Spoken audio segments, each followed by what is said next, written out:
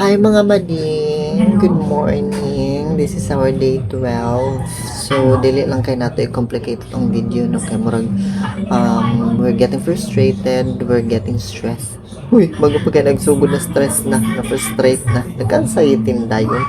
Dili kay murag kanang gusto mo gud ako kanang gusto na ako nga ayun, gusto mo gud dayon na ako nga kanang murag kanang ma-level na dayon na ako ang kanang mga kanang dugay na diri sa YouTube. Huy, ambisyosa. Dili nato inatuon.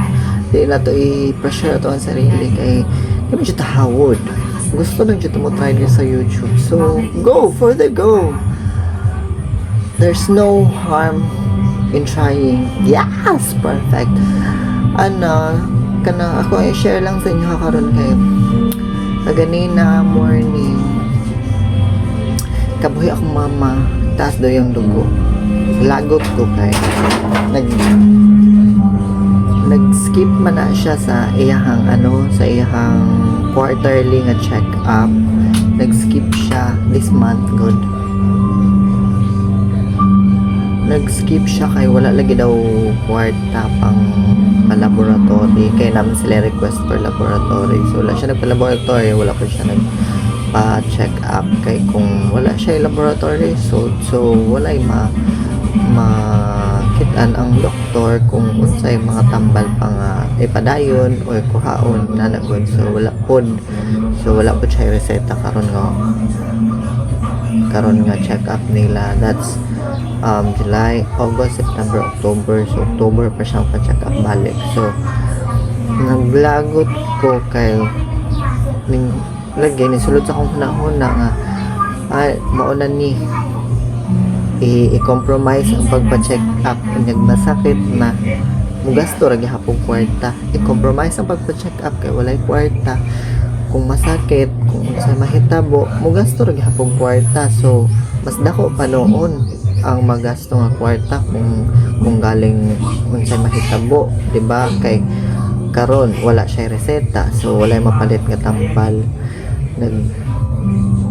Nagsipok akong utok pero wa man tay karapatan kay wa man tay ambag, wa man ta nakaambag, wa man tay natunol, so wa tay rights na magdabog, masuko, maglagot, mag-wild, charap.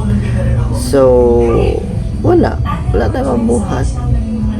If in case of emergency, i-pray na lang dyan nato nga dili dyan mahitabo kay 3 months pa baya no, imagine 3 months pa. So ayun, relax na lang ko, wala po tayo mabuhat again kay wala ka tayong katunol, wala tayong ambag, naniguang na lang ta, pero at least nata sa ilahang side, nata sa ilahang kilid, nata dire sa balay. So ayun lang. Tapos nampug ko nakita nga video ko ganina ay kagabi ay na kanang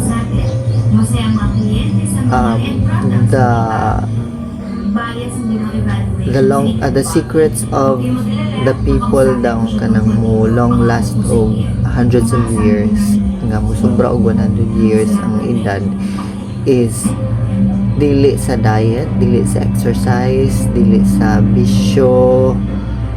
Kung wala kay bisyo, dili sa mga inaana, it's always it's the calmness. Always lang jud ka calm in every situation. Don't get yourself into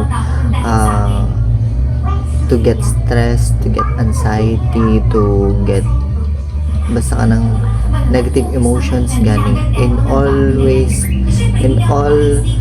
all situations kailangan lang jud ka calm kay kung namanggoy mo sulod sa imuhang kanang emotions nga makapatrigger sa imuhang kanang body, dili lang baya ang kanang imuhang emotions lang ang maapektuhan. It's your body also nga ma-affected, di ba? That's basically true. It's really true, di ba? So relax lang dyan to permanente. kalma lang ta permanente na in all situations. Dili dapat ipa-trigger ang any emotions nga sulod sa tuang body kay tanan nga part sa tong body mo react pud na og apil. So nakahinumdum ko ato kung gitan-aw gabi so ayun, kumalma na lang ako yung ganon. So ayun lang, dili kay nato i-complicate atong mga videos, dili kay ta magkapag-kompetensya kay wala pud ba yatay kompetensya tapos wala pud ba yatay kalaban-laban na ng mga YouTuber nga dugay na kay diri sa YouTube. So let's just do this. Sa ako ang kanang nagsugod ta sa day 1 of talking to the camera, so let's just talk to the camera until 30 days. Tapos let's see kung what's after 30 days, diba? So yan lang mga mading, this is it for now for our day 12 of talking to the camera. So see you sa day 13. Bye-bye. This is your mading bading.